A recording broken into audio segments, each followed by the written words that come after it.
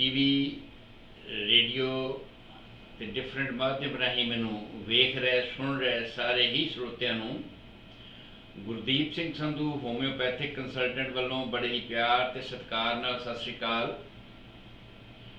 ਮੈਂ ਹਾਜ਼ਰ ਹਾਂ ਤੁਹਾਡਾ ਹਫ਼ਤਾਵਾਰੀ ਪ੍ਰੋਗਰਾਮ ਸਿਹਤ ਵਿਗਿਆਨ ਲੈ ਕੇ। ਜਿਵੇਂ ਕਿ ਹਰ ਹਫ਼ਤੇ ਮੈਂ ਇਹ ਗੱਲ ਵਾਰ-ਵਾਰ ਦੁਹਰਾਉਂਦਾ ਹਾਂ ਕਿਉਂਕਿ ਇਹ ਬਹੁਤ ਸੈਂਸਿਟਿਵ ਮੈਟਰ ਹੈ ਜਿਹਨੂੰ ਮੈਂ ਤੁਹਾਡੇ ਸਾਹਮਣੇ ਡਿਸਕਸ ਕਰ ਰਿਹਾ ਹਾਂ। ਜੀਵਨ ਤੋਂ ਜੀਵਨ ਦੀ ਉਤਪਤੀ ਕਿਵੇਂ ਹੁੰਦੀ ਹੈ ਔਰ ਇਸੇ ਕਰਕੇ ਮੈਂ ਵਾਰ-ਵਾਰ ਇਹ ਗੱਲ ਦੁਹਰਾ ਰਿਹਾ ਹਾਂ ਕਿਉਂਕਿ ਸਾਡੇ ਸਮਾਜਿਕ ਚੱਲਣ ਦੇ ਵਿੱਚ ਬਹੁਤ ਸਾਰੀਆਂ ਗੱਲਾਂ ਐਸੀਆਂ ਨੇ ਜਿਨ੍ਹਾਂ ਨੂੰ ਅਸੀਂ ਆਮ ਸਪਸ਼ਟ ਤੌਰ 'ਤੇ ਨਹੀਂ ਕਹਿ ਸਕਦੇ। ਜਦੋਂ ਕਿ ਮੈਡੀਕਲ ਕਾਲਜਾਂ ਦੇ ਵਿੱਚ ਜਾਂ ਮੈਡੀਕਲ ਦੀ ਪੜ੍ਹਾਈ ਦੇ ਵਿੱਚ ਇਹ ਗੱਲਾਂ ਆਮ ਸਧਾਰਨ ਸਾਡੀ ਜ਼ਿੰਦਗੀ ਦਾ ਹਿੱਸਾ ਹੁੰਦੀਆਂ ਨੇ।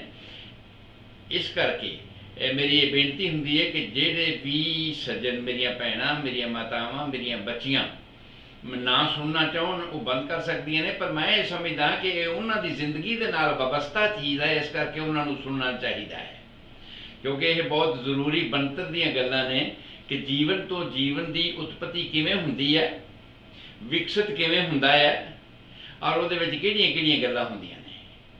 ਹੁਣ ਤੱਕ ਜੋ ਡਿਟੇਲ ਆਈ ਹੈ ਮੈਂ ਉਸ ਸਾਰੀ ਨੂੰ, ਕਿਉਂਕਿ ਬਹੁਤ ਸਾਰੇ ਪ੍ਰੋਗਰਾਮ ਹੁਣ ਤੱਕ ਹੋ ਚੁੱਕੇ ਨੇ ਔਰ ਡਿਟੇਲ ਵਾਈਜ਼ ਮੈਂ ਹਰ ਗੱਲ ਨੂੰ ਤੁਹਾਡੇ ਨਾਲ ਸਾਂਝਾ ਕੀਤਾ ਹੈ ਕਿ ਸਪਰਮ ਕਿਵੇਂ ਨਿਕਲਦੇ ਹਨ, ਸਪਰਮ ਦੀ ਬਣਤਰ ਕੀ ਹੁੰਦੀ ਹੈ, ਸਪਰਮ ਅੱਗੇ ਜਾ ਕੇ ਕਿਸ ਤਰ੍ਹਾਂ ਆਪਣਾ ਸਫ਼ਰ ਸ਼ੁਰੂ ਕਰਦਾ ਹੈ, ਸਪਰਮ ਤੋਂ ਬਾਅਦ ਓਵਮ ਕਿਸ ਤਰ੍ਹਾਂ ਬਣਤਰ ਇਹਦੀ ਬਣਦੀ ਹੈ, ਕਿਹੜੇ ਹਾਰਮੋਨਸ ਨੇ ਜਿਹੜੇ ਇਸ ਵਿੱਚ ਪਾਰਟ ਪਲੇ ਕਰਦੇ ਨੇ, ਫਿਰ ਸਪਰਮ ਤੇ ਓਵਮ ਦੀ ਆਪਸ ਵਿੱਚ ਮੇਟਿੰਗ ਕਿਵੇਂ ਹੁੰਦੀ ਹੈ ਔਰ ਉਸ ਤੋਂ ਬਾਅਦ ਇਹਦੀ ਟਰੈਵਲਿੰਗ ਕਿਹੜੇ ਪਾਸੇ ਸਟਾਰਟ ਹੁੰਦੀ ਹੈ ਔਰ ਯੂਟਰਸ ਵਿੱਚ ਕਿਵੇਂ ਪਹੁੰਚਦਾ ਹੈ ਔਰ ਯੂਟਰਸ ਦੇ ਵਿੱਚ ਫਿਰ ਇਹਦੀ ਫਿਕਸੇਸ਼ਨ ਕਿਵੇਂ ਹੁੰਦੀ ਹੈ ਔਰ ਉਸ ਤੋਂ ਬਾਅਦ ਇਹਦੀ ਡਿਵੈਲਪਮੈਂਟ ਕਿਵੇਂ ਹੁੰਦੀ ਹੈ, ਔਲ ਕਿਵੇਂ ਬਣਦੀ ਹੈ, ਪਲੇਸੈਂਟਾ ਕਿਵੇਂ ਬਣਦਾ ਹੈ ਔਰ ਉਸ ਤੋਂ ਬਾਅਦ ਬੱਚੇ ਦੀ ਡਿਵੈਲਪਮੈਂਟ ਬੱਚੇਦਾਨੀ ਦੇ ਵਿੱਚ ਕਿਸ ਤਰ੍ਹਾਂ 280 ਦਿਨ ਗੁਜ਼ਾਰਦਾ ਹੈ ਔਰ ਉਸ ਤੋਂ ਬਾਅਦ ਇਹ ਬਣਨ ਵਾਲਾ ਜਿਹੜਾ ਪਲੇਸੈਂਟਾ ਹੈ ਇਹਦੀਆਂ ਅਲੱਗ-ਅਲੱਗ ਪੋਜੀਸ਼ਨਾਂ ਕੀ ਹੁੰਦੀਆਂ ਨੇ ਔਰ ਕਿਹੜੀਆਂ ਪੋਜੀਸ਼ਨਾਂ ਜਿਹੜੀਆਂ ਨੇ ਨਾਰਮਲ ਗਿਣੀਆਂ ਜਾਂਦੀਆਂ ਨੇ, ਕਿਹੜੀਆਂ ਪੋਜੀਸ਼ਨਾਂ ਜਿਹੜੀਆਂ ਨੇ ਗਲਤ ਹੁੰਦੀਆਂ ਨੇ ਜਿਨ੍ਹਾਂ ਕਰਕੇ ਕੋਈ ਖਤਰੇ ਕੰਪਲੀਕੇਸ਼ਨਾਂ ਹੋ ਸਕਦੀਆਂ ਨੇ। ਹਾਲਾਂਕਿ ਬਹੁਤ ਸਾਰੇ ਵਿਸ਼ੇ ਐਸੇ ਮੈਂ ਵਿੱਚੋਂ ਛੱਡੇ ਹੋਏ ਨੇ ਜਿਹੜੇ ਕਿ ਗਾਇਨੀ ਦਾ ਵਿਸ਼ਾ ਹਨ। ਜਦੋਂ ਅਸੀਂ ਔਰਤਾਂ ਦੀਆਂ ਬਿਮਾਰੀਆਂ ਦੀ ਗੱਲ ਕਰਾਂਗੇ ਅੱਗੇ ਚੱਲ ਕੇ ਉਸ ਵੇਲੇ ਮੈਂ ਜਿਵੇਂ ਫਾਈਬਰਾਇਡ ਹੈ, ਯੂਟਰਾਈਨ ਫਾਈਬਰਾਇਡਸ ਹੈਗੇ ਨੇ, ਓਵੇਰੀਅਨ ਸਿਸਟ ਹੈਗੇ ਨੇ, ਮੋਲਸ ਹੈਗੇ ਨੇ, ਇਹ ਬਹੁਤ ਸਾਰੀਆਂ ਐਸੀਆਂ ਚੀਜ਼ਾਂ ਨੇ ਜਿਹੜੀਆਂ ਗਾਇਨੀ ਦੇ ਵਿਸ਼ੇ ਨਾਲ ਸੰਬੰਧਿਤ ਨੇ ਤੇ ਜਦੋਂ ਉਹ ਵੇਰਵਾ ਆਏਗਾ ਮੈਂ ਇਹਨਾਂ ਗੱਲਾਂ ਨੂੰ ਫਿਰ ਤੁਹਾਡੇ ਨਾਲ ਸਾਂਝਾ ਕਰਾਂਗਾ, ਫਿਰ ਦੁਬਾਰਾ ਦੁਹਰਾਵਾਂਗਾ। ਪਰ ਹੁਣ ਅਸਾਂ ਇਹ ਕਰਿਆ ਕਿ 280 ਦਿਨ ਦਾ ਸਫ਼ਰ ਬੱਚੇਦਾਨੀ ਵਿੱਚ ਪੂਰਾ ਕਰਕੇ ਬੱਚਾ ਬਾਹਰ ਆ ਗਿਆ ਔਰ ਬਾਹਰ ਆਉਣ ਤੋਂ ਬਾਅਦ ਜਿਹੜੀਆਂ ਕਾਰਵਾਈਆਂ ਸੀ ਉਹ ਵੀ ਆਪਾਂ ਪਿਛਲੇ ਹਫ਼ਤੇ ਸਾਰੀਆਂ ਡਿਸਕਸ ਕੀਤੀਆਂ ਸੀ ਕਿ ਔਲ ਕਿਵੇਂ ਕੱਟਣੀ ਹੈ, ਕਿੰਨੀ ਦੂਰੀ ਤੋਂ ਕੱਟਣੀ ਹੈ, ਕਿਸ ਹਾਲਾਤ ਵਿੱਚ ਕੱਟਣੀ ਹੈ ਔਲ ਔਰ ਪਲਸੈਂਟਾ ਦੀ ਡਿਲੀਵਰੀ ਦਾ ਔਲ ਤੋਂ ਬਾਅਦ ਸਮਾਂ ਕਿੰਨਾ ਹੈ, ਡਿਲੀਵਰੀ ਦਾ ਟੋਟਲ ਸਮਾਂ ਕਿੰਨਾ ਹੈ। ਇਹ ਸਾਰੀਆਂ ਗੱਲਾਂ ਮੈਂ ਹੁਣ ਤੱਕ ਤੁਹਾਡੇ ਨਾਲ ਪਿਛਲੇ ਪ੍ਰੋਗਰਾਮਾਂ ਦੇ ਵਿੱਚ ਸਾਂਝੀਆਂ ਕਰ ਚੁੱਕਿਆ ਹਾਂ ਔਰ ਅੱਜ ਜਿਵੇਂ ਕਿ ਮੈਂ ਪਿੱਛੇ ਤੁਹਾਡੇ ਨਾਲ ਸਾਂਝਾ ਕੀਤਾ ਸੀ ਕਿ ਨੈਕਸਟ ਜੋ ਫੇਜ਼ ਹੈ ਬੱਚੇ ਦਾ ਕਿ ਬੱਚੇ ਨੂੰ ਖੁਰਾਕ ਚਾਹੀਦੀ ਹੈ, ਦੁੱਧ ਚਾਹੀਦਾ ਹੈ, ਸਭ ਤੋਂ ਪਹਿਲੀ ਖੁਰਾਕ ਉਹਦੀ ਦੁੱਧ ਹੈ, ਮਾਂ ਦਾ ਦੁੱਧ ਹੈ ਔਰ ਉਸ ਮਾਂ ਦੇ ਦੁੱਧ ਨੇ ਕਿਵੇਂ ਬਣਨਾ ਹੈ, ਕੀ ਹੋਣਾ ਹੈ। ਅੱਜ ਅਸੀਂ ਵੇਰਵਾ ਬ੍ਰੈਸਟ ਦਾ ਸ਼ੁਰੂ ਕਰਨਾ ਹੈ ਤੁਹਾਡੇ ਨਾਲ ਸਾਂਝਾ ਕਿ ਬ੍ਰੈਸਟ ਦੀ ਬਣਤਰ ਕੀ ਹੈ, ਬ੍ਰੈਸਟ ਦੀ ਐਨਾਟਮੀ ਕੀ ਹੈ ਕਿੱਥੇ ਕਿਸ ਥਾਂ ਤੇ ਹੁੰਦੀ ਹੈ, ਕੀ ਇਹਦਾ ਨਾਰਮਲ ਸਟਰਕਚਰ ਹੈਗਾ ਹੈ ਔਰ ਇਹਦੇ ਵਿੱਚ ਕਿਹੜੀਆਂ ਨਾਰਮਲ ਕਾਰਵਾਈਆਂ ਨੇ, ਮੈਂ ਉਹਨਾਂ ਬਾਰੇ ਤੁਹਾਡੇ ਨਾਲ ਅੱਜ ਸਾਂਝ ਪਾਉਣੀ ਹੈ। ਸੋ ਆਓ ਸਟਾਰਟ ਕਰਦੇ ਹਾਂ ਕਿ ਬਹੁਤ ਹੀ ਮਹੱਤਵਪੂਰਨ ਅੰਗ ਜ਼ਿੰਦਗੀ ਦਾ ਜਿਹੜਾ ਆਮ ਤੌਰ 'ਤੇ 3 ਫੇਜ਼ਾਂ ਦੇ ਵਿੱਚ ਆਪਣੀ ਵੱਖ-ਵੱਖ ਤਰ੍ਹਾਂ ਦੀ ਰਿਸਪੈਕਟ ਲੈਂਦਾ ਹੈ। ਪਹਿਲਾ ਫੇਜ਼ ਬ੍ਰੈਸਟ ਦਾ ਡਿਵੈਲਪਮੈਂਟ ਹੋਣਾ। ਉਸ ਵੇਲੇ ਇਹ ਜਾਣਿਆ ਜਾਂਦਾ ਹੈ ਕਿ ਇਰੈਕਟਾਈਲ ਨਿੱਪਲ ਜਿਹੜੀ ਹੈ ਉਹ ਇਰੈਕਟਾਈਲ ਟਿਸ਼ੂ ਦੀ ਬਣੀ ਹੁੰਦੀ ਹੈ ਜਾਂ breast as a whole sexual stimulation ਦਾ ਕੰਮ ਕਰਦੀ ਹੈ ਔਰ ਉਸ ਤੋਂ ਬਾਅਦ ਜਦੋਂ ਇਹਦੇ ਵਿੱਚ ਬੱਚਾ ਡਿਲੀਵਰੀ ਹੋਣ ਤੋਂ ਬਾਅਦ ਦੁੱਧ ਆਉਣਾ ਸ਼ੁਰੂ ਹੁੰਦਾ ਹੈ ਤੇ ਇਹਦਾ ਇੱਕ ਰਿਸਪੈਕਟ ਇਹਦੀ ਸਤਿਕਾਰ ਹੋਰ ਤਰ੍ਹਾਂ ਦਾ ਬਣ ਜਾਂਦਾ ਹੈ, ਇੱਕ ਮਾਂ ਦੀ ਬ੍ਰੈਸਟ ਬਣ ਜਾਂਦੀ ਹੈ ਔਰ ਪੂਰਨ ਸਤਿਕਾਰਯੋਗ ਹੋ ਜਾਂਦੀ ਹੈ। ਔਰ ਉਸ ਤੋਂ ਬਾਅਦ ਜਦੋਂ ਮਾਂ ਬੱਚੇ ਪੈਦਾ ਕਰਨ ਦੀ ਹਾਲਤ ਵਿੱਚ ਨਹੀਂ ਹੁੰਦੀ ਜਿਹਨੂੰ ਅਸੀਂ ਮੈਨੋਪੌਜ਼ ਕਹਿੰਦੇ ਹਾਂ, ਉਸ ਮੈਨੋਪੌਜ਼ ਦੀ ਹਾਲਾਤ ਵਿੱਚ ਬ੍ਰੈਸਟ ਦੀ ਇੱਕ ਆਪਣੀ ਕਾਰਕਰਦਗੀ ਹੁੰਦੀ ਹੈ, ਆਪਣੀ ਇੱਕ ਕਿਰਿਆ ਹੁੰਦੀ ਹੈ ਔਰ ਉਹਦੀ ਸੰਭਾਲ ਦੀ ਉਸ ਵੇਲੇ ਉਚੇਚੇ ਤੌਰ 'ਤੇ ਲੋੜ ਹੁੰਦੀ ਹੈ। ਇਹਨਾਂ ਸਾਰੀਆਂ ਗੱਲਾਂ ਦਾ ਵੇਰਵਾ ਅਸੀਂ ਬ੍ਰੈਸਟ ਦੇ ਵਿੱਚ ਸਾਂਝਾ ਕਰਨਾ। ਸੋ ਆਓ ਸ਼ੁਰੂਆਤ ਕਰਦੇ ਹਾਂ ਇਸ ਸਤਿਕਾਰਯੋਗ ਲਫ਼ਜ਼ ਬ੍ਰੈਸਟ ਦੀ ਕਿ ਬ੍ਰੈਸਟ ਦੀ ਬਣਤਰ ਆਮ ਤੌਰ ਤੇ ਤੁਹਾਨੂੰ ਯਾਦ ਹੋਏਗਾ ਕਿ ਜਦੋਂ ਮੈਂ ਇਹ ਸ਼ੁਰੂ ਕੀਤਾ ਸੀ ਕਿ ਸਪਰਮ ਦੀ ਓਵਮ ਨਾਲ ਮੇਟਿੰਗ ਹੋਈ ਤੇ ਮੇਟਿੰਗ ਕਰਨ ਤੋਂ ਬਾਅਦ 3 ਲੇਅਰ ਸਥਾਪਿਤ ਹੋਏ ਸਨ, ਐਕਟੋਡਰਮ, ਮੈਸੋਡਰਮ, ਇੰਡੋਡਰਮ। ਔਰ ਉਹਨਾਂ ਲੇਅਰ ਦੇ ਵਿੱਚ ਹੀ ਜੋ ਐਕਟੋਡਰਮ ਹੈ ਉਹਦੀ ਬਣਤਰ ਦੇ ਨਾਲ ਹੀ ਬ੍ਰੈਸਟ ਦੀ ਡਿਵੈਲਪਮੈਂਟ ਹੁੰਦੀ ਹੈ। ਔਰ ਬ੍ਰੈਸਟ ਦੀ ਡਿਵੈਲਪਮੈਂਟ ਜਿਹੜੀ ਹੈ ਉਹ ਆਮ ਤੌਰ ਤੇ ਆਦਮੀ ਤੇ ਔਰਤ ਵਿੱਚ ਸਟਾਰਟਿੰਗ ਦੇ ਵਿੱਚ ਇੱਕੋ ਜਿਹੀ ਹੀ ਹੁੰਦੀ ਹੈ, ਕਿਉਂਕਿ ਉਸ ਵੇਲੇ ਹਾਰਮੋਨਲ ਦਾ ਕੋਈ ਇਸ ਤਰ੍ਹਾਂ ਐਕਸ਼ਨ ਨਹੀਂ ਹੋਇਆ ਹੁੰਦਾ ਜਿਹੜੀ ਇਹਦੇ ਡਿਵੈਲਪਮੈਂਟ ਵਿੱਚ ਪਾਰਟ ਪਲੇ ਕਰਦੇ ਨੇ। ਜਿਹੜੇ ਹਾਰਮੋਨਸ ਇਹਦੀ ਡਿਵੈਲਪਮੈਂਟ ਵਿੱਚ ਹਿੱਸਾ ਲੈਂਦੇ ਨੇ ਉਹਨਾਂ ਦੀ ਅਜੇ ਕੋਈ ਸ਼ੁਰੂਆਤ ਨਹੀਂ ਹੋਈ ਹੁੰਦੀ। ਇਸ ਕਰਕੇ ਉਸ ਹਾਲਾਤ ਵਿੱਚ ਜਦੋਂ ਕਿ ਕੋਈ ਬ੍ਰੈਸਟ ਡਿਵੈਲਪ ਨਹੀਂ ਹੋਈ, ਉਹਨੂੰ ਅਸੀਂ ਕਹਿੰਦੇ ਹਾਂ ਰੂਡੀਮੈਂਟਰੀ ਬ੍ਰੈਸਟ, ਕਿ ਡਿਵੈਲਪ ਨਹੀਂ ਹੋਈ। ਆਮ ਤੌਰ ਤੇ ਆਦਮੀਆਂ ਦੀ ਜਿਹੜੀ ਬ੍ਰੈਸਟ ਹੁੰਦੀ ਹੈ ਉਹਨੂੰ ਅਸੀਂ ਰੂਡੀਮੈਂਟਰੀ ਬ੍ਰੈਸਟ ਕਹਿੰਦੇ ਹਾਂ। ਔਰ ਨਾਰਮਲ ਸਟਰਕਚਰ ਦੇ ਵਿੱਚ ਬ੍ਰੈਸਟ ਦਾ ਜੋ ਸਾਈਜ਼ ਹੈ, ਬ੍ਰੈਸਟ ਦਾ ਜੋ ਫੇਜ਼ ਹੈ, ਉਹ ਸਾਡੀ ਹਸਲੀ ਦੀ ਹੱਡੀ ਜਿਹਨੂੰ ਤੁਸੀਂ ਸਮਝਦੇ ਹੋ, ਕਾਲਰ ਬੋਨ ਜਿਹਨੂੰ ਅਸੀਂ ਕਹਿੰਦੇ ਹਾਂ, ਅਸੀਂ ਇਸ ਕਾਲਰ ਬੋਨ ਤੋਂ ਹੇਠਾਂ ਦੂਸਰੀ ਪਸਲੀ ਤੋਂ ਸ਼ੁਰੂ ਹੋ ਕੇ ਹੇਠਾਂ 6ਵੀਂ ਪਸਲੀ ਤੱਕ ਇਹਦੀ ਡਿਵੈਲਪਮੈਂਟ ਹੁੰਦੀ ਹੈ। ਔਰ ਸੈਂਟਰ ਦੇ ਵਿੱਚੋਂ, ਛਾਤੀ ਦੇ ਸੈਂਟਰ ਵਿੱਚੋਂ ਜਿਹੜੀ ਸੈਂਟਰਲ ਬੋਨ ਹੈ ਜਿਹਨੂੰ ਅਸੀਂ ਸਟਰਨਮ ਕਹਿੰਦੇ ਹਾਂ, ਸਟਰਨਮ ਦੇ ਆਖਰੀ ਬਾਉਂਡਰੀ, ਬਾਹਰ ਵਾਲੀ ਬਾਉਂਡਰੀ, ਬਾਹਰ ਨੂੰ ਜਾਂਦੀ ਬਾਉਂਡਰੀ ਤੋਂ ਸ਼ੁਰੂ ਹੋ ਕੇ ਜਿਹੜੀ ਸਾਡੀ ਕੱਛ ਦੀ ਲਾਈਨ ਹੈ, ਮੋਢੇ ਤੋਂ ਹੇਠਾਂ ਨੂੰ ਅਗਰ ਬਾਂਹ ਨੂੰ ਤੁਸੀਂ ਨਾਲ ਮਿਲਾ ਦਿਓ ਆਪਣੀ ਛਾਤੀ ਦੇ, ਤੇ ਜੋ ਲਾਈਨ ਸਾਹਮਣੇ ਬਣਦੀ ਹੈ ਬ੍ਰੈਸਟ ਦੀ, ਉਹ ਲਾਈਨ ਆਖਰੀ ਲਾਈਨ ਤੱਕ ਇਸ ਬ੍ਰੈਸਟ ਦਾ ਏਰੀਆ ਹੁੰਦਾ ਹੈ। ਔਰ ਇਸ ਬ੍ਰੈਸਟ ਨੂੰ ਹੇਠਾਂ ਤੋਂ ਸਪੋਰਟ ਕਰਨ ਵਾਸਤੇ ਚੈਸਟ ਦੇ, ਛਾਤੀ ਦੇ ਮਸਲ ਹੁੰਦੇ ਨੇ। ਨਹੀਂ ਤਾਂ ਕਈ ਵਾਰ ਬ੍ਰੈਸਟਾਂ ਬਹੁਤ ਭਾਰੀਆਂ ਹੋ ਜਾਂਦੀਆਂ ਨੇ ਤੇ ਉਹਦੇ ਨਾਲ ਅਗਰ ਛਾਤੀ ਤੇ ਬੋਝ ਪੈਣਾ ਹੋਵੇ ਤੇ ਸਾਹ ਦੀਆਂ ਦਿੱਕਤਾਂ ਆ ਸਕਦੀਆਂ ਨੇ, ਸਾਹ ਨੂੰ ਤਕਲੀਫ ਹੋ ਸਕਦੀ ਹੈ, ਹੋਰ ਕਈ ਪ੍ਰੋਬਲਮ ਭਾਰ ਦੀਆਂ ਹੋ ਸਕਦੀਆਂ ਨੇ। ਪਰ ਨਹੀਂ, ਕੁਦਰਤ ਦੇ ਨਿਯਮ ਅਨੁਸਾਰ ਇਸ ਦਾ ਭਾਰ ਚੁੱਕਣ ਵਾਸਤੇ ਕੁਦਰਤ ਨੇ 4 ਡਿਫਰੈਂਟ ਮਸਲ ਲਾਏ ਹੋਏ ਨੇ। 2 ਪੈਕਟੋਰਲਸ ਮੇਜਰ, ਪੈਕਟੋਰਲਸ ਮਾਈਨਰ, ਸਰਾਈਟਸ ਐਂਟੀਰੀਅਸ ਤੇ ਸਬ ਸਕੈਪੂਲੈਰਿਸ।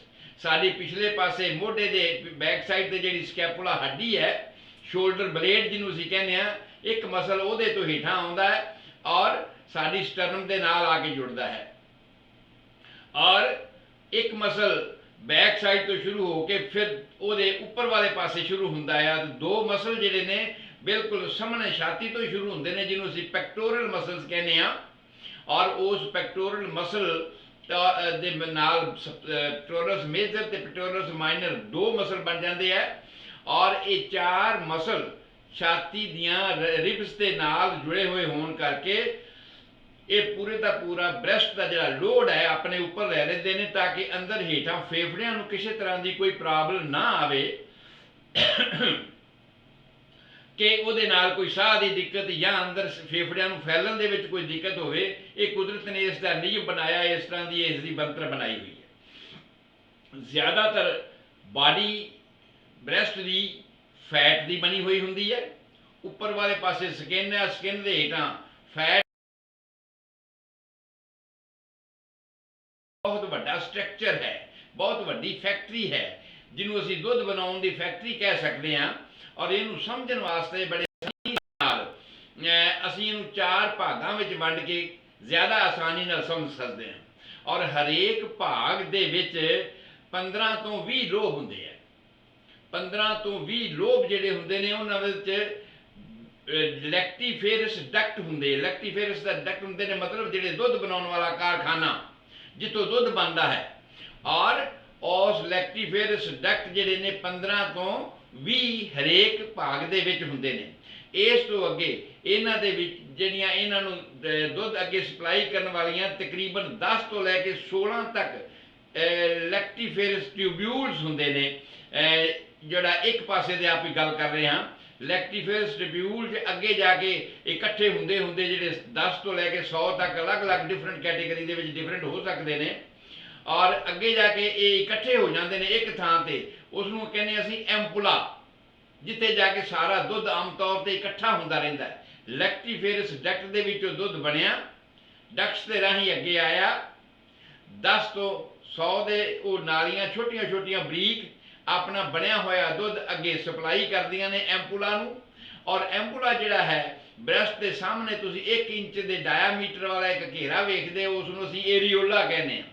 ਔਰ ਏਰੀਓਲਾ ਦੇ ਸੈਂਟਰ ਦੇ ਵਿੱਚ ਇੱਕ ਨਿੱਪਲ ਹੈਗੀ ਹੈ, ਜਾਂ ਰੈਕਟਾਈਲ ਟਿਸ਼ੂ ਦਾ ਬਣਿਆ ਹੋਇਆ ਥੋੜਾ ਜਿਹਾ ਮੌਕੇ ਵਾਂਗ ਬਣਿਆ ਹੋਇਆ ਪੋਰਸ਼ਨ ਹੈ, ਉਸ ਨੂੰ ਅਸੀਂ ਨਿੱਪਲ ਕਹਿੰਦੇ ਹਾਂ। ਔਰ ਇਹਦੇ ਹੇਠਾਂ ਤੱਕ ਆ ਕੇ ਇਹ ਜਿਹੜਾ ਦੁੱਧ ਕਰਦਾ ਹੈ, ਉਸ ਵੇਲੇ ਇਹ ਦੁੱਧ ਨਿਕਲਣਾ ਸ਼ੁਰੂ ਹੁੰਦਾ ਹੈ। ਪਰ ਕਈ ਵਾਰ ਪ੍ਰੈਗਨੈਂਸੀ ਤੋਂ ਬਿਨਾਂ ਵੀ ਯੰਗ ਏਜ ਵਿੱਚ ਵੀ ਸ਼ੁਰੂ ਹੋ ਜਾਂਦਾ ਹੈ, ਜਿਸ ਨੂੰ ਅਸੀਂ ਗਲੈਕਟੋਰੀਆ ਕਹਿੰਦੇ ਹਾਂ। ਠੀਕ ਹੈ। ਔਰ ਦੂਸਰੀ ਗੱਲ, ਬ੍ਰੈਸਟ ਦੀ ਬਣਤਰ ਦੇ ਵਿੱਚ ਇੱਕ ਹੋਰ ਖਾਸ ਗੱਲ, ਕਈ ਵਾਰ ਆਦਮੀ ਦੀ ਬ੍ਰੈਸਟ ਵੀ ਬਹੁਤ ਵੱਡੀ, ਕਾਫੀ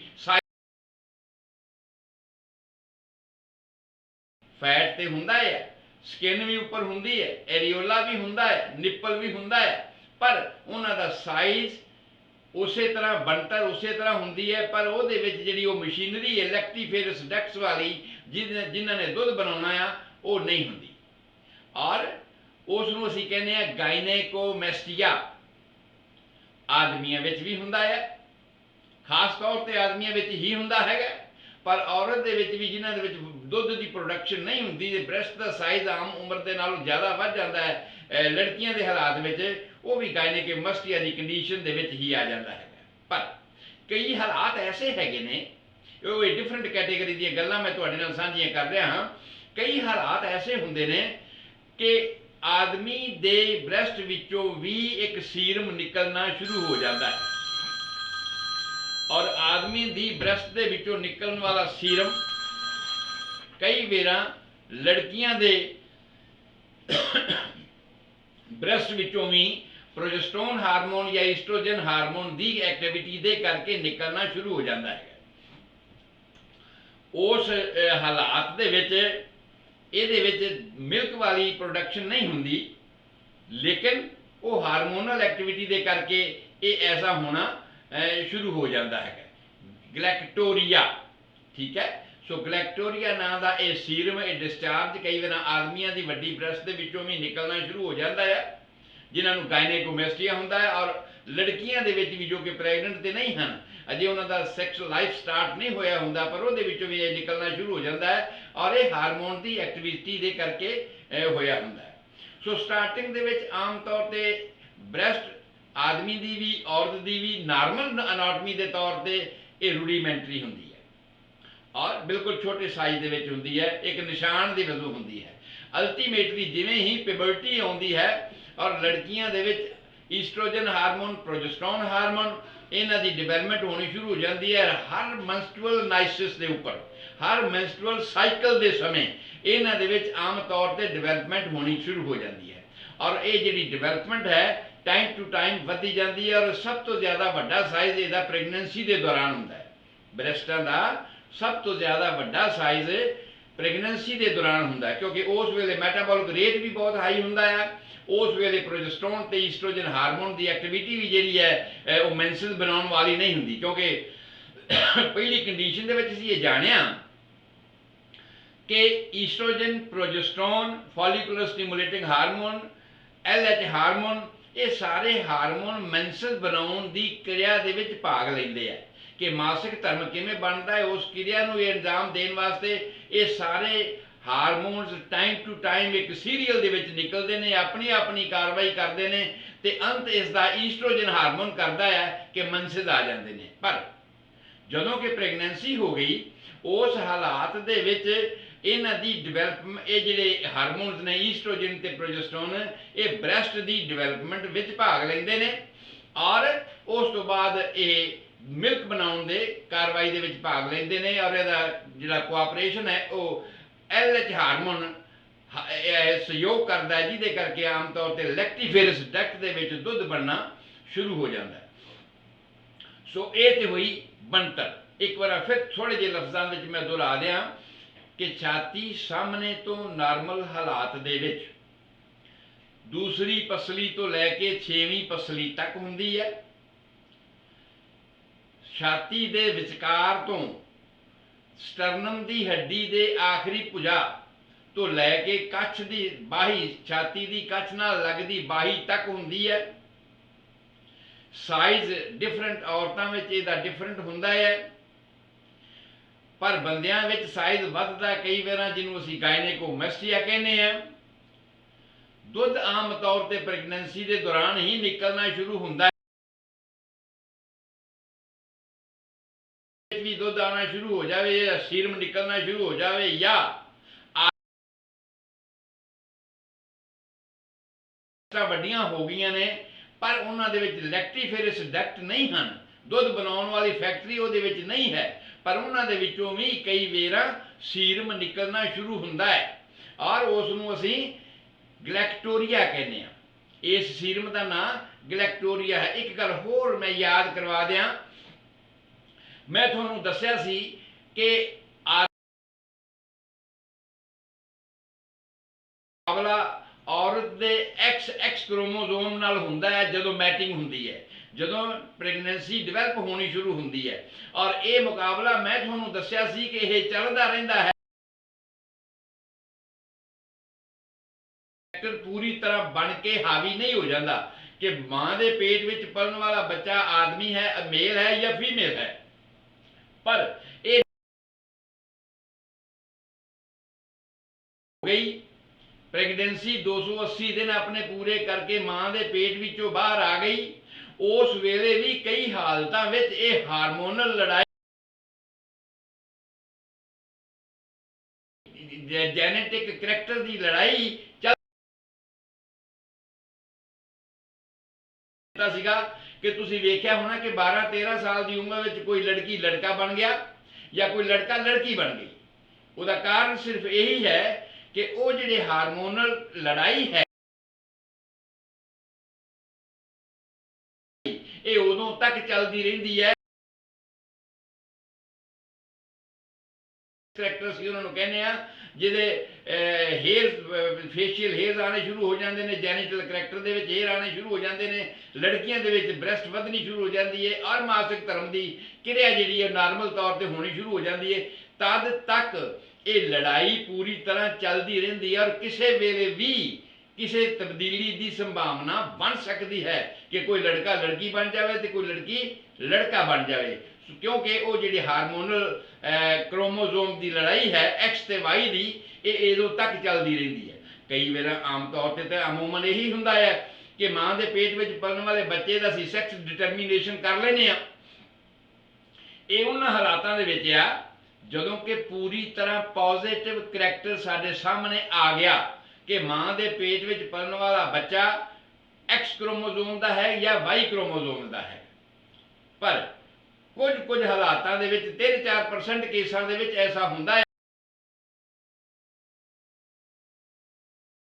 ਕਿ ਜਦੋਂ ਇਹ ਲੜਾਈ ਉੱਥੇ ਪੇਟ ਦੇ ਵਿੱਚ ਖਤਮ ਨਹੀਂ ਹੁੰਦੀ ਤੇ ਲੜਾਈ ਪੇਟ ਤੋਂ ਬਾਹਰ ਆਉਣ ਦੇ ਬਾਅਦ ਵੀ ਬੱਚੇ ਵਿੱਚ ਚੱਲਦੀ ਰਹਿੰਦੀ ਹੈ, ਔਰ ਇਹ ਪਬਰਟੀ ਤੱਕ ਚੱਲਦੀ ਰਹਿੰਦੀ ਹੈ, ਜਦੋਂ ਤੱਕ ਕਿ ਸੈਕੰਡਰੀ ਸੈਕਸ ਕਰੈਕਟਰ ਆਦਮੀ ਦੇ ਜਾਂ ਔਰਤ ਦੇ ਪੂਰੀ ਤਰ੍ਹਾਂ ਡਿਵੈਲਪ ਹੋ ਕੇ ਸਾਹਮਣੇ ਨਹੀਂ ਆ ਜਾਂਦੇ, ਉਸ ਵੇਲੇ ਤੱਕ ਇਹ ਚੱਲਦੇ ਰਹਿੰਦੇ ਆ। ਸੋ ਇਹ ਤਾਂ ਸੀ ਬ੍ਰੈਸਟ ਦੀ ਉਹ ਜਾਣਕਾਰੀ। ਹੁਣ ਅੱਗੇ ਆਪਾਂ ਚੱਲਦੇ ਹਾਂ ਕਿ ਬ੍ਰੈਸਟ ਦੇ ਵਿੱਚ ਉਹ ਸਾਰੀਆਂ ਕਾਰਵਾਈਆਂ ਖੂਨ ਦੀ ਸਪਲਾਈ ਦੀਆਂ, ਲਿੰਫ ਚੈਨਲਸ ਦੀਆਂ, ਬਲੱਡ ਸਰਕੂਲੇਸ਼ਨ ਦੀਆਂ ਉਸੇ ਤਰ੍ਹਾਂ ਹੀ ਚੱਲਦੀਆਂ ਰਹਿੰਦੀਆਂ ਨੇ, ਕਿਉਂਕਿ ਇਹ ਬਹੁਤ ਜ਼ਰੂਰੀ ਅੰਗ ਹੈ ਔਰ ਇਹਦੀ ਸਪਲਾਈ ਵੀ ਬਹੁਤ ਜ਼ਿਆਦਾ ਹੈ। ਹਰ ਪਾਸੇ ਤੋਂ ਇਹਦੀ ਸਪਲਾਈ ਜਿਹੜੀ ਹੈ ਅੰਦਰ ਤੋਂ ਐਓਰਟਾ ਦੇ ਵਿੱਚੋਂ, ਜਿਹੜੀ ਮੇਨ ਸਾਡੀ ਖੂਨ ਦੀ ਨਾੜੀ ਹੈ, ਜਿਹੜੀ ਲੈਫਟ ਸਾਈਡ ਦੇ ਹਾਰਟ ਦੇ ਵੈਂਟਰੀਕਲ ਵਿੱਚੋਂ, ਲੈਫਟ ਸਾਈਡ ਦੇ ਲੋਅਰ ਖਾਨੇ ਦੇ ਵਿੱਚੋਂ ਨਿਕਲਦੀ ਹੈ, ਉਹਦਾ ਨਾਮ ਐਓਰਟਾ ਹੈ। ਇਹਦੇ ਬਾਰੇ ਅੱਗੇ ਡਿਟੇਲ ਤੁਹਾਡੇ ਨਾਲ ਆਏਗੀ, ਸਾਂਝੀ ਕਰਾਂਗੇ ਕਿ ਕਿਵੇਂ ਸਰਕੂਲੇਸ਼ਨ ਸਟਾਰਟ ਹੁੰਦਾ ਜਦੋਂ ਸਰਕੂਲੇਸ਼ਨ ਦੀ ਗੱਲ ਹੋਵੇਗੀ। ਪਰ ਹਾਲ ਦੀ ਘੜੀ ਮੈਂ ਤੁਹਾਨੂੰ ਇਹਨਾਂ ਦੱਸ ਦਿਆਂ ਕਿ ਐਓਰਟਾ ਦੇ ਵਿੱਚੋਂ ਨਿਕਲਦੀ ਇੱਕ ਬ੍ਰਾਂਚ ਡਾਇਰੈਕਟ, ਜਿਵੇਂ ਕਿਸੇ ਨੂੰ ਬਹੁਤ ਜ਼ਿਆਦਾ ਪਾਣੀ ਦੇਣਾ ਹੋਵੇ ਨਾ ਤੇ ਨਹਿਰ ਦਾ ਮੋਗਾ ਇੱਕਦਮ ਬਹੁਤ ਵੱਡਾ ਕਰਕੇ ਲਗਾ ਦਿੱਤਾ ਜਾਂਦਾ ਵੀ ਇਸ ਨੂੰ ਸਪਲਾਈ ਬਹੁਤ ਜ਼ਿਆਦਾ ਚਾਹੀਦੀ, ਤੇ ਕੁਦਰਤ ਦੇ ਨਿਯਮ ਅਨੁਸਾਰ ਐਓਰਟਾ ਸਰੀਰ ਨੂੰ ਖੂਨ ਸਪਲਾਈ ਕਰਨ ਵਾਸਤੇ ਉਹਦੇ ਵਿੱਚੋਂ ਇੱਕ ਡਾਇਰੈਕਟ ਬ੍ਰਾਂਚ ਨਿਕਲਦੀ ਹੈ ਜਿਹੜੀ ਔਰਤ ਦੀਆਂ ਬ੍ਰੈਸਟਾਂ ਨੂੰ ਖੂਨ ਸਪਲਾਈ ਕਰਦੀ ਹੈ। और इसे तरह ही साडी एक्सिलरी ब्रांच जिहड़ी साडी कच्छ हैगी है, जिहड़ा कच्छ तक खून लैके जाती है सप्लाई करती हैगी है। और इसे तरह ही साडी हसली दी हड्डी क्लैविकल बोन दे हेठां तो भी एक ब्रांच है जिहड़ी ब्रैसट नूं सप्लाई करदी। भाव की होया कि तीन पासियों हेठां तो, साइडां तो और उपर तो तीन पासियों ब्रैसट नूं खून की सप्लाई हुंदी है, क्योंकि इसका फंक्शन जो स्टार्ट हुंदा है, जब ये फैक्ट्री दुध बनाने वाली स्टार्ट हुंदी है उस वेले इनू लगातार बार बार खून सप्लाई की लोड़ हुंदी है। और ज्यादा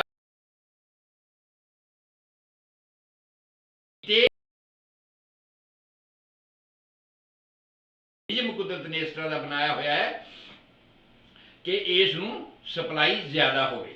और इसे तरह ही दूसरा चैनल हुंदा है खून की सप्लाई का वेन।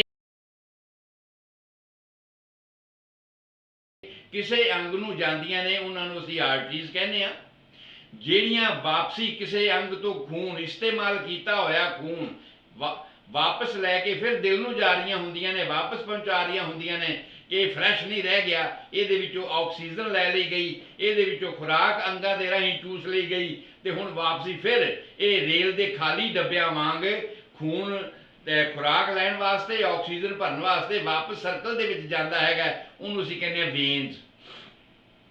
और वेनस साइकिल पूरे शरीर दे विच जिथे जिथे कोई आर्टरी हैगी है उत्थे उत्थे ही वेन्स हैं। जिमें जिमें आर्टरीज का जाल विछिया होया है उस तरह ही उन्होंने नाल नाल वेन्स का जाल विछिया होया है। और वो वेन का जिहड़ा जाल है उहदे मुताबिक फिर जिन्ना खून इस्तेमाल होया हुंदा है, जिन्नी इहदे विचों खुराक इस्तेमाल होई हुंदी है, बाकी दी खुराक वास्ते वो वापस जा रहा हुंदा है वेन दे सर्कल दे राहीं। ते जिथे जिथे आर्टरी है उत्थे उत्थे उहदे नाल नाल ही एक ब्रांच होर जा रही है और उन्होंने असीं वेनस प्लैक्सस कहने आ। ब्रैसट का वेनस प्लैक्सस उस तरह ही चलता जाता है इस सारी ब्रैसट नूं सप्लाई करने वास्ते। उस तो बाद एक होर इंपॉर्टेंट गल जिहड़ी मैं दसनी चाहांगा कि ब्रैसट दे नाल नाल इस सर्कुलेशन दे नाल नाल आर्टरी और वेन दे जाल दे नाल नाल एक होर चैनल चलता है, एक होर नाली चलती है जिन्हों असीं कहने हैं लिम्फ चैनल। लिम्फ चैनल की वैसे डिटेल साझा करांगे, पर इत्थे इन शॉर्ट मैं इस ब्रैसट के चैप्टर में तुहानूं, क्योंकि अगे आके मैं बीमारियों के संबंध भी गल करनी है मेन मोटिया मोटिया, तो उस वेले लिम्फ की गल करनी बड़ी जरूरी बन जाती है कि लिम्फ चैनल एक होर तीसरा चैनल है जिहड़ा खून दियां इन्हां दो नाड़ियां दे नाल नाल चलदा है, पर इहदा रुझान वन साइडेड है। मैं देखिया ना जिस तरह कि आर्टरी खून किसी भी अंग नूं दिल तो लैके वापस लैके जा, जिहड़ा लिम्फ है उहदा इक्को ही राउट है, उहदा इक्को ही वे है, इक्को ही पासे नूं वहिंदा है कि किसी भी अंग तो वापस खून लैके सेंटर वाले पासे नूं जाना। सेंटर वाले पासे नूं जाना भाव कि उस अंग दे विच अगर कोई खराबी आ गई होवे, कोई कंप्लीकेशन, कोई इन्फेक्शन किसी लोकल थां ते हो गया होवे और वो लोकल इन्फेक्शन के राही कोई बैक्टीरिया, कोई जरासीम, कोई इहो जिहा टॉक्सिन, जहरीला मादा अगर उस अंग दे विच किसी तरह पैदा हो गया है तो उसनूं वापस जाण तो पहला पहला वेन्स दे विचों कुदरत ने फिल्टर करन दा नियम बनाया होया है कि वेन्स दे नाल नाल उहदे हेठां वाले पासे लिम्फ चलना है। तुसीं वेख्या होना कई बार आकारां वाले हन, तुसीं तेल बदलवाउण जांदे हो तो तेल बदलवाउंदे हो तो जिहड़ा तुहाडा तेल कढिया हुंदा उन्हां ने वो डब्बिਆਂ 'ਚ पा के रख लेंदे ने, उहनूं फिल्टर कर लेंदे ने, फिल्टर करके नतार के तो फिर उसनूं इस्तेमाल करने वास्ते यूज़ कर लेंदे ने, और जिहड़ा दूसरा हुंदा है उसनूं वेस्ट कर देंगे, जिहड़ा बैठ जाता है हेठां संघना मादा हुंदा बैठ जाता है। ठीक इसे तरह ही लिम्फ चैनल का चैनल ऐसा है कि लिम्फ ब्रैसट दे विचों जिन्ना भी टॉक्सिन बनता है उसनूं इकट्ठा करके वापसी वाले पासे चलता है वेन दे नाल नाल, ਤੇ ਵੇਨਸ ਦੇ ਵਿੱਚੋਂ ਜਿੰਨਾ ਵੀ ਟੌਕਸਿਨ ਫਿਲਟਰ ਹੋ ਕੇ ਨਾਲ ਜਾ ਰਿਹਾ ਹੈ ਉਹ ਲਿੰਫ ਚੈਨਲਸ ਦੇ ਵਿੱਚ ਇਕੱਠਾ ਹੁੰਦਾ ਜਾਂਦਾ ਹੈ। ਔਰ ਲਿੰਫ ਚੈਨਲ ਦੇ ਇਹਦੇ ਅਲੱਗ-ਅਲੱਗ ਉਸੇ, ਕਿਉਂਕਿ ਜਿੰਨੀ ਇਹਦੀ ਖੂਨ ਦੀ ਸਪਲਾਈ ਹੈ ਉਹਦੇ ਨਾਲ ਹੀ ਵੇਨ ਆ ਚੈਨਲ ਹੈ। ਸੋ ਲਿੰਫ ਚੈਨਲ ਵੀ ਸਾਨੂੰ ਅਲੱਗ-ਅਲੱਗ ਥਾਵਾਂ ਤੋਂ, ਅਲੱਗ-ਅਲੱਗ ਬ੍ਰੈਸਟ ਦੇ ਪਾਸਿਆਂ ਤੋਂ, ਅਗਰ ਕਿਸੇ ਵੀ ਪਾਸੇ ਦੇ ਵਿੱਚ ਕੋਈ ਗਿਲਟੀ ਹੋ ਜਾਵੇ, ਕੋਈ ਟਿਊਮਰ ਹੋ ਜਾਵੇ, ਕੋਈ ਸੱਟ ਲੱਗ ਜਾਵੇ, ਕੋਈ ਜ਼ਖਮ ਹੋ ਜਾਵੇ, ਵੇਨਸ ਦੇ ਵਿੱਚ ਜਾਂਦਿਆਂ ਇਹ ਫਿਲਟਰ ਕਰਕੇ ਆਪਣੇ ਪਾਸੇ ਲੈ ਲੈਂਦੀ ਹੈ। ਭਾਵ ਦੂਸਰੇ ਚੈਨਲ ਦੇ ਵਿੱਚ ਛਾਣਿਆ ਜਾਂਦਾ ਹੈ, ਫਿਲਟਰ ਹੋ ਕੇ ਲਿੰਫ ਚੈਨਲ ਵਿੱਚ ਚਲੇ ਜਾਂਦਾ ਹੈ। ਔਰ ਜਿੱਥੇ ਵੀ ਲਿੰਫ ਦੇ ਸਰੀਰ ਦੇ ਵਿੱਚ ਜੰਕਸ਼ਨ ਬਣਾਏ ਹੋਏ ਨੇ ਕੁਦਰਤ ਨੇ, ਔਰ ਉਹਨਾਂ ਜੰਕਸ਼ਨਾਂ ਦੇ ਵਿੱਚ ਇਸ ਨੂੰ ਇਕੱਠਾ ਕੀਤਾ ਜਾਂਦਾ ਹੈ। ਮੈਂ ਇੱਕ ਹੋਰ ਮਿਸਾਲ ਦਿਆਂ ਤੁਹਾਨੂੰ, ਸਮਾਂ ਮੇਰੇ ਇੱਕ ਬ੍ਰੇਕ ਦਾ ਹੋਣ ਵਾਲਾ ਹੈ। ਸੋ ਬਾਅਦ ਮੈਂ ਫਿਰ ਤੁਹਾਡੇ ਨਾਲ ਸਾਂਝ ਪਾਵਾਂਗਾ। ਇਸੇ ਹੀ ਪ੍ਰੋਗਰਾਮ ਦੇ ਵਿੱਚ ਅਸੀਂ ਲਿੰਫ ਚੈਨਲ ਨੂੰ ਅੱਗੇ ਲੈ ਕੇ ਚੱਲਾਂਗੇ।